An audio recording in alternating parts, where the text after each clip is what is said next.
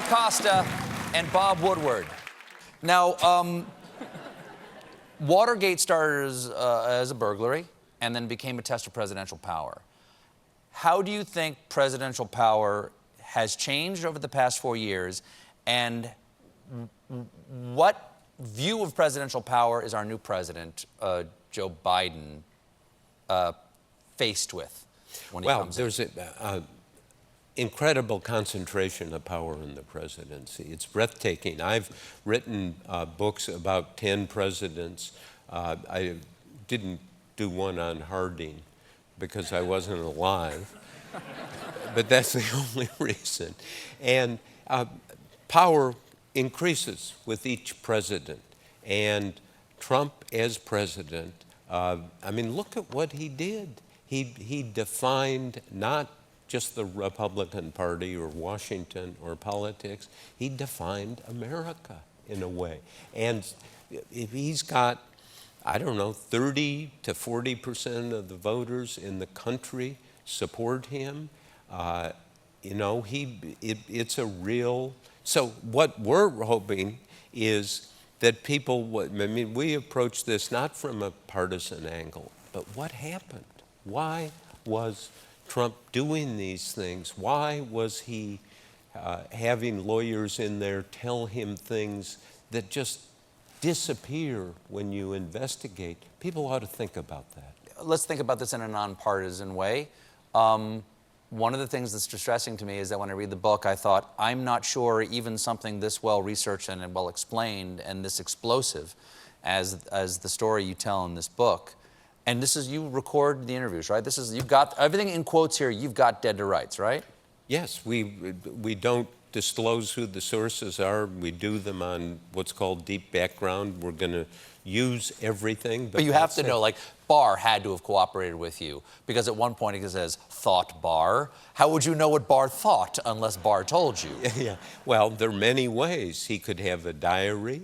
You could be a witch. We could be a witch.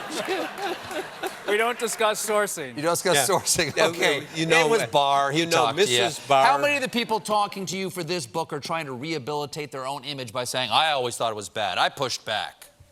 Some, yes, no question about that. Mm-hmm. And the one courageous person who did something was General Milley. He said, I am going to.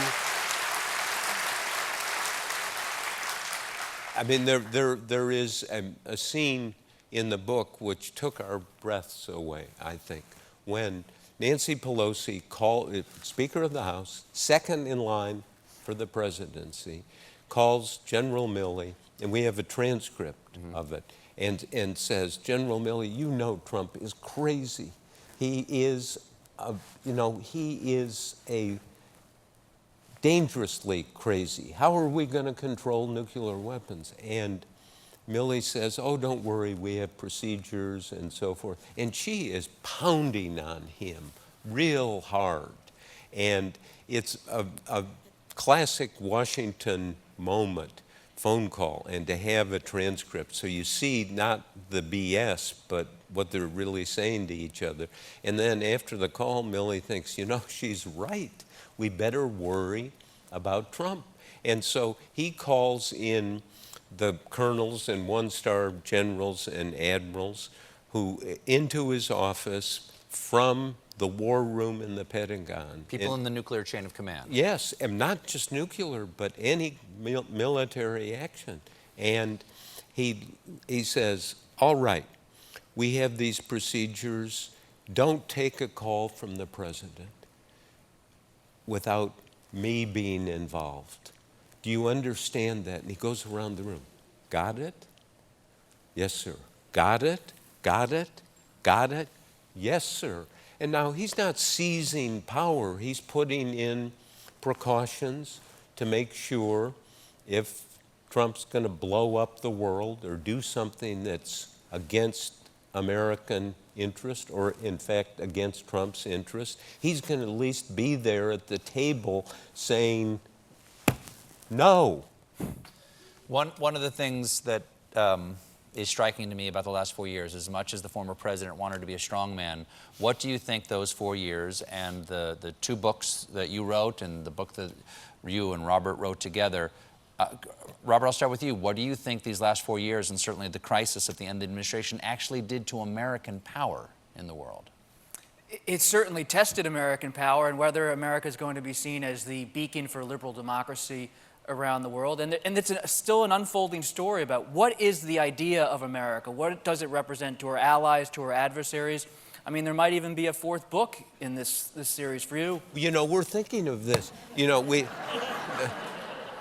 a minute. Do you ever want to write a happy book, Bob? No. You ever want to just write like a children's book about a snail that meets a rabbit or something? No, keep your head on the table because of what I'm going to tell you. Okay. We are planning to do another book. We had Fear. Right, Fear. We had Rage.